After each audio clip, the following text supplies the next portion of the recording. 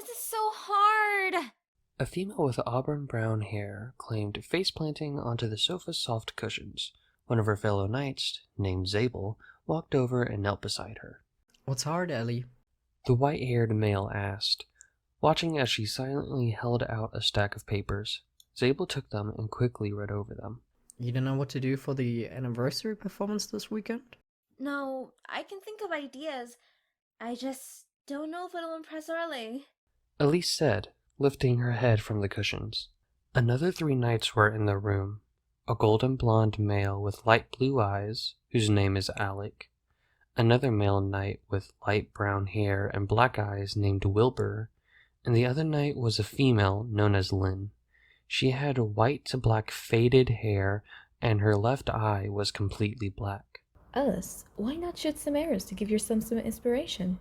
Lyn suggested as she walked over and held out the green bow that the brunette had left on the table. It is your primary weapon after all. Elise sprung up and took the bow. That's a great idea. Thank you, Lyn. She said before hugging the taller female. I'm gonna go grab my quiver and arrows. She claimed as she ran off in the direction of the bedrooms, leaving the lounge. So are you guys ready for the ceremony? Zabel said as he sat on one of the sofas, sitting opposite Alec.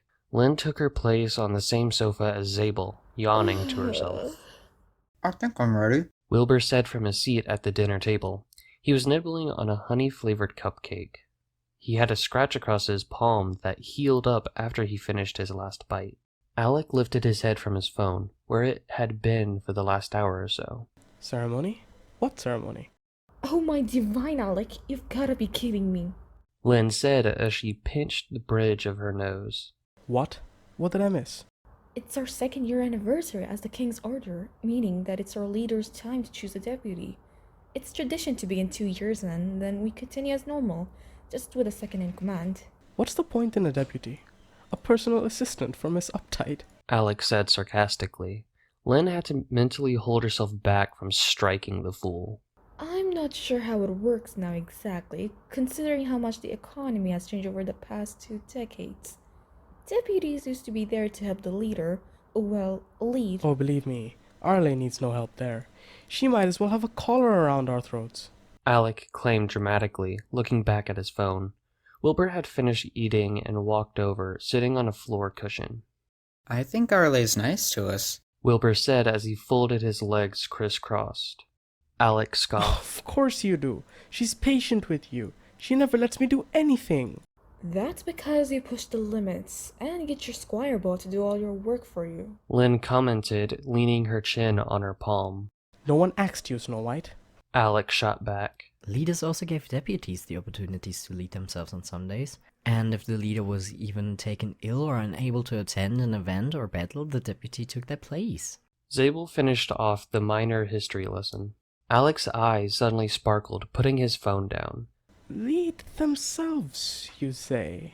You really think she's going to pick you, Alec? You're the laziest knight in the helm. You're wishing on a shooting star for something that'll never happen. Lyn retorted, holding back a grin best she could. Oh, and you're a much better choice than me? Alec folds his arms. Why would she pick you, of all people in this group? Not saying that I would be high on the list of people, but I certainly have better odds than you. Lyn shrugged. Listen here, you little... Alec and Lyn And began you're a arguing much with better each other, choice than throwing me. insults back and She never forth. lets me do anything. Zabel sighed as he leant No back one in his asked you, seat. Snow White. Here we She go never lets me do again. anything. Zabel muttered No to one asked you, himself. Snow White. Wilbur's head turned back and forth as he watched the verbal battle take place. Suddenly, an arrow was shot into the table in front of them, causing everyone to jolt back. Lyn jumped up onto her feet and pulled out her daggers from her pockets. Everyone turned and saw Elise giggling with her bow. Maybe I should do something like that. It certainly got attention. The brunette claimed, hands on her hips, quiver on her back. Zabel cringed. Maybe the wrong kind of attention?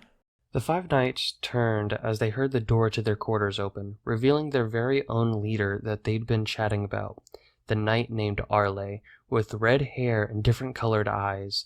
Lyn instantly noticed a new feature in both her eyebrows raised. Well, something's different about you today. Elise stood with a confused look on her face as she messed with her fingers. Zabel leant over and whispered.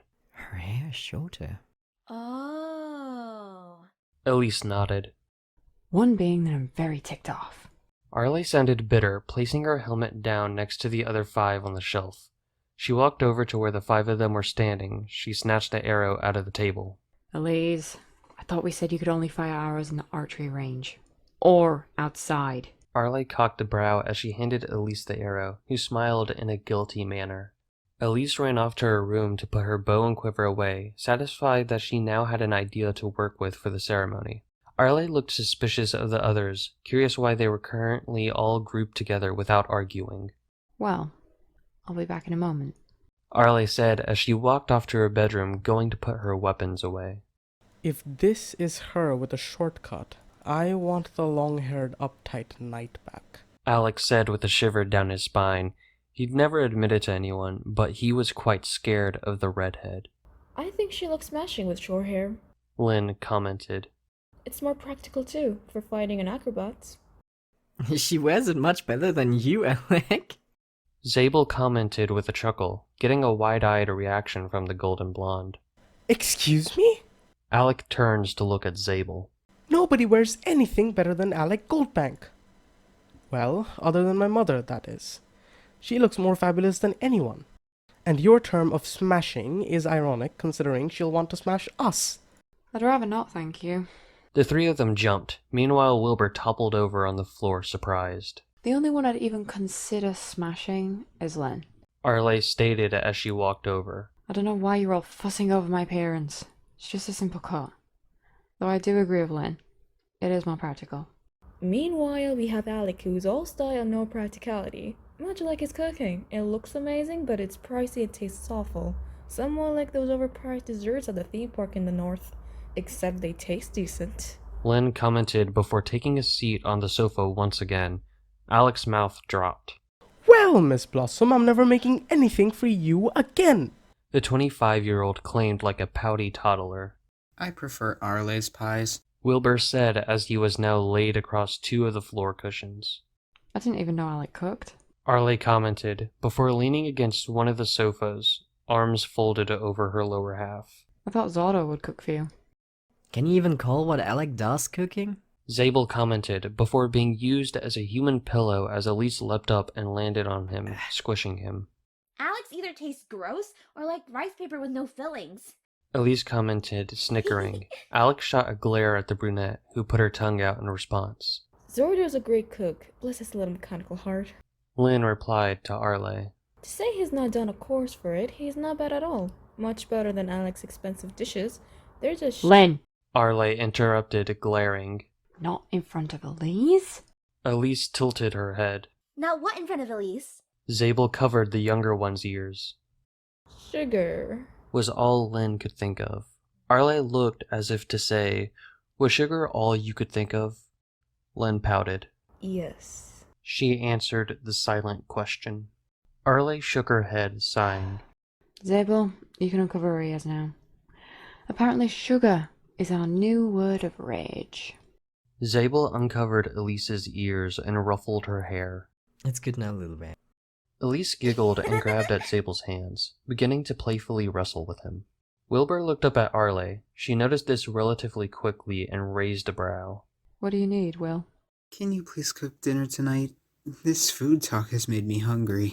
Yeah, sure. Arlette said before giving Wilbur a pat on the shoulder, a smile appearing on his face. You guys okay with having chicken roast tonight? I don't think we have much else in. Sounds great. Zabel said in response. Yes, meat! Elise proclaimed with a small lick of her lips. Arlette nodded. Alright, I'll call Jason and Cody to see if they'll be back in time. She said before heading to her room to grab her keys. How do you always know where they are? Alec asked, curious. It's on their buddy schedule. Lesson 20 of the Knight's Code. Always be aware of your team's health and status, to know that they're safe. Arlette replied. Don't forget to wash up before dinner. And no food fights this time, Alec and Lyn. She ordered with a threatening expression.